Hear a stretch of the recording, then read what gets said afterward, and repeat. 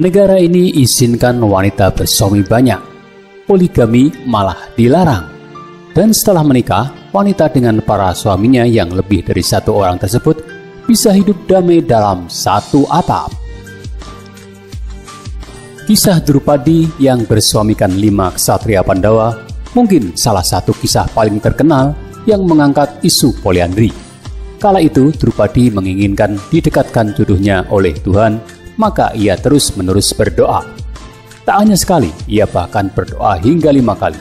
Kebaikan Tuhanlah yang akhirnya memberikan Drupadi 5 suami tampan dari kalangan bangsawan. Setidaknya, sedikit banyak begitulah salah satu cuplikan kisah yang ada di legenda Mahabharata. Di dunia nyata, kisah Drupadi ada dan benar-benar terjadi di negara berikut ini.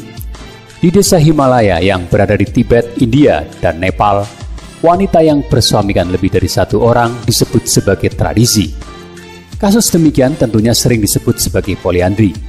Poliandri sendiri adalah sistem perkawinan yang membolehkan seorang wanita mempunyai suami lebih dari satu orang dalam waktu yang bersamaan. Poliandri di Nepal sering dilakukan, sementara poligami sendiri justru dilarang sejak tahun 1963. Orang-orang di daerah Humla, Dolpa, dan Kosi, Nepal justru lebih mementingkan tradisi daripada hukum yang berjalan di dunia.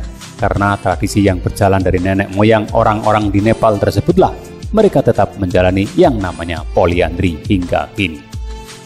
Menariknya, laki-laki yang dinikahi wanita di Nepal ini saling bersaudara kandung.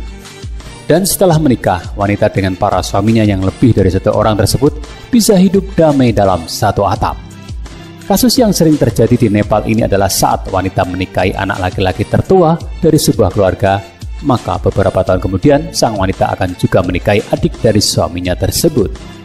Tak heran, bila hampir semua anak-anak kecil di Nepal ini memiliki ayah lebih dari satu, karena mereka akan memanggil ayah pula kepada suami kedua dan ketiga sang ibu. Seperti yang dilansir dari Ilovesia Travel, sosok wanitalah yang paling bahagia karena ia tinggal di rumah sementara suami-suaminya akan mencari nafkah di segala bidang. Hal tersebut akan meningkatkan perekonomian keluarga.